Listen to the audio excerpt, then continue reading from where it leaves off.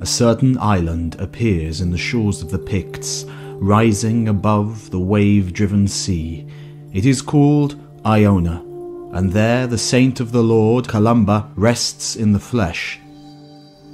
To this island came Blathmac, wishing to endure Christ's scars, because there many a pagan horde of Danes is wont to land, armed with malignant greed.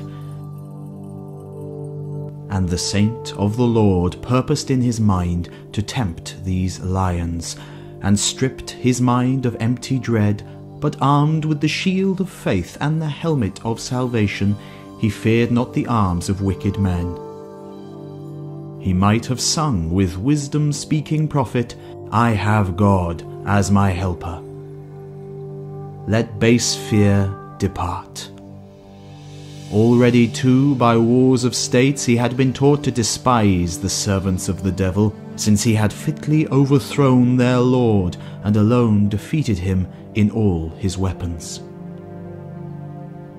The time arrived when God's great clemency disposed to associate his servant with the shining bands above the stars, and to bestow upon the good conqueror his certain crown, when the holy man's mind, foreknowing events learned in advance by exalted sense, that the approaching wolves were hastening to divide the numbers of the pious sheep, he said, "You, my friends, search within yourselves with active minds whether you have courage to endure suffering with me for the name of Christ.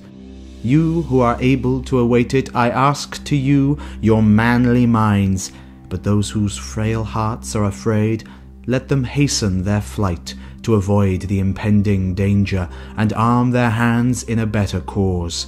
Close to us stands the experience of certain death. Let strong faith be watchful, supported by hope in the future. Let the prudent precaution of flight save the weaker." Upon these words the company was stirred, and in this mood they decided upon what they saw was possible.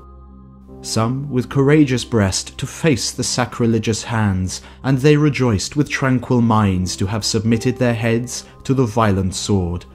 But others, not yet induced to this by their confidence of mind, took to flight by a footpath through regions known to them.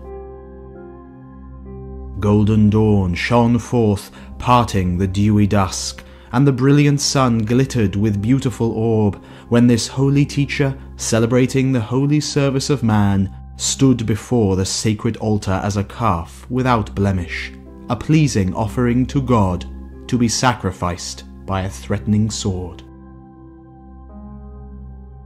The others of the company were prostrate, commending to the Thunderer with tears and prayers their souls, about to depart from the burden of the flesh. See, the violent cursed host came rushing through the open buildings, threatening cruel perils to the blessed men, and after slaying with mad savagery the rest of the associates, they approached the Holy Father, to compel him to give up the precious metals wherein lie the holy bones of Saint Columba.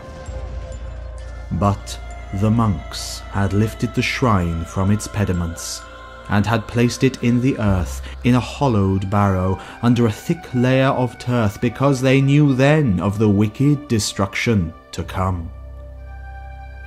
This booty the Danes desired, but the saint remained with unarmed hand and with unshaken purpose of mind.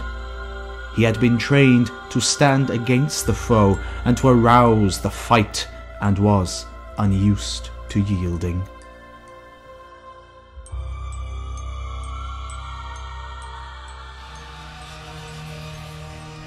There he spoke to thee, barbarian, in words such as these: I know nothing at all of the gold you seek, where it is concealed in the ground, or in what hiding place it is concealed.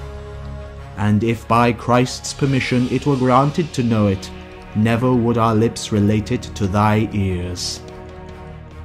Barbarian, draw thy sword, grasp the hilt and slay. Gracious God, to thy aid I commend me humbly.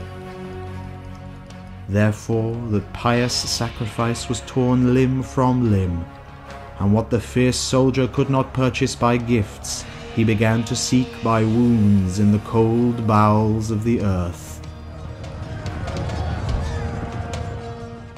It is not strange, for there always were, and there always reappear, those that are spurred on by evil rage against all the servants of the Lord, so that what Christ's decision has appointed for all, this they all do for Christ, although with unequal deeds.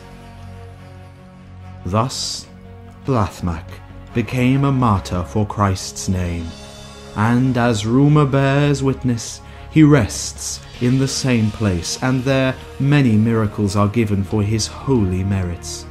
There the Lord is worshipped reverently, with fitting honour, with the saints by whose merits I believe my faults are washed away, and to whom as a suppliant I have sent up gifts of praise. Christ refuses nothing to these. They have brought him the greatest gains, and he reigns forever with the good Father and the Holy Spirit, and is exalted without end in everlasting splendour.